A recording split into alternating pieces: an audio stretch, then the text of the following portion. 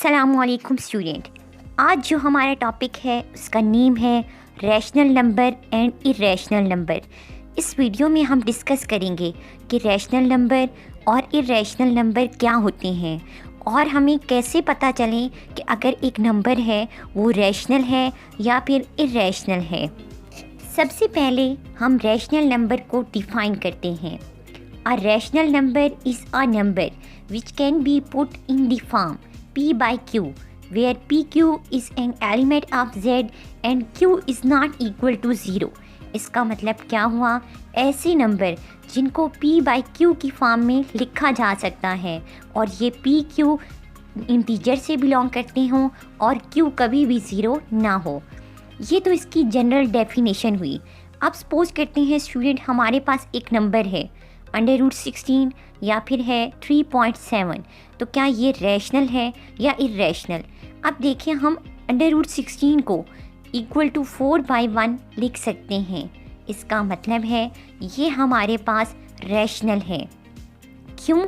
क्योंकि हम इसको P by Q की फॉर्म में लिख सकते हैं।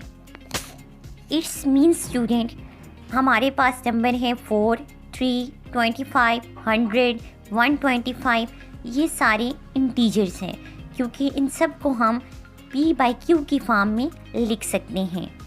अब आता है कि अगर हमारे पास नंबर डेसिमल की फॉर्म में है या फिर कोई ऐसा नंबर है जैसे 3/4 है, 2/5 है, तो कैसे पता चलेगा? ये P by Q की फॉर्म में तो है लेकिन क्या ये रैशनल है या फिर ये रैशनल नहीं है?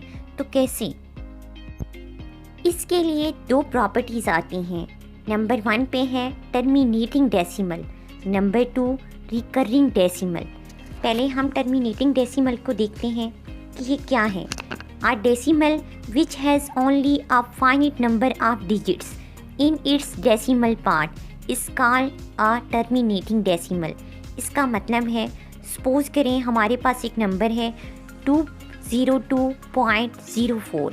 अब डेसिमल के बाद मतलब पॉइंट के बाद 2 डिजिट्स हैं तो ये एक फाइनाइट नंबर है।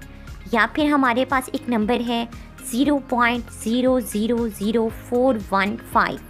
अब देख सकते हैं पॉइंट के बाद जो डिजिट्स हैं वो फाइनाइट हैं, हम उनको गिन सकते हैं, काउंट कर सकते हैं। इसका मतलब है ये एक टर्मिनेटिंग डेसिमल हुआ। Second property recurring decimal. This is another property of rational number in general. A recurring or periodic decimal is a decimal in which one or more digits repeat indefinitely। इसका मतलब क्या हुआ कि point या decimal के बाद जो number of digits हैं या तो वो एक रिपीट हो रहा हो या फिर एक से ज़्यादा 2 हैं, 3 हैं, लेकिन वो बार बार रिपीट हो रही हों, तो ऐसे नंबर्स को रिकरिंग डेसिमल कहते हैं। अब ऐसे नंबर्स जो टर्मिनेटिंग हों मतलब डेसिमल के बाद जो पार्ट है वो नंबर ऑफ डिजिट्स फाइनिट हों मतलब एक महदूद हद तक हों या फिर वो रिकरिंग हो, इसका मतलब है कि वो बार बार रिपीट हो रही हों। एक ही नंबर या फिर एक से ज़्यादा जो डिजिट्स हैं वो बार बार रिपीट हो रही हों, तो वो नंबर्स हमारे पास रैशनल होंगे। It's mean terminating decimal and recurring decimals are rational numbers.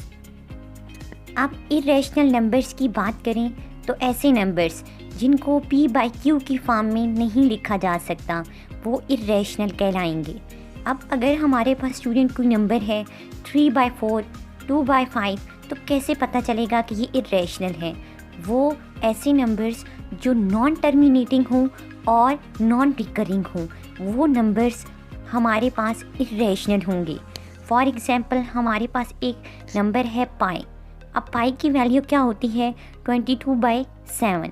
अगर 22/7 को हम सॉल्व करें तो इसका जो हमारे पास आंसर आता है वो आता है 3.14159 एंड सो ऑन। अब ये जो हमारे पास आंसर आया है, अब ये ना तो रिकरिंग है और ना ही टर्मिनेटिंग है, तो फिर हमारे पास ये नंबर इरेशनल हुआ। तो ऐसे नंबर्स जो नॉन टर्मिनेटिंग हों और नॉन रिकरिंग हों वो इरेशनल होते हैं।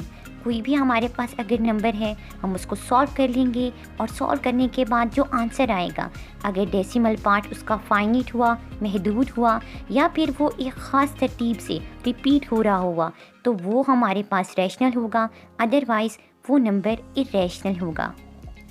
अब स्टूडेंट अगर हम रैशनल नंबर्स और इरेशनल नंबर्स को इकट्ठा कर दें और इनका एक सेट बना दें, मतलब इनको इकट्ठा करके एक सेट में डाल दें तो एक नया सेट बनता है जिसको रियल नंबर्स कहते हैं। रियल नंबर्स को कैपिटल R से रिप्रेजेंट किया जाता है और ये इक्वल होते हैं union of rational and irrational numbers के।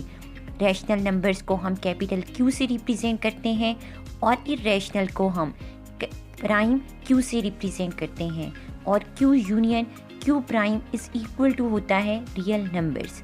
होपफुली आपको समझ आया होगा। अगर आपका कोई भी क्वेश्चन है तो आप कमेंट्स कर सकते हैं। Thanks for watching. अल्लाह हाफिज़।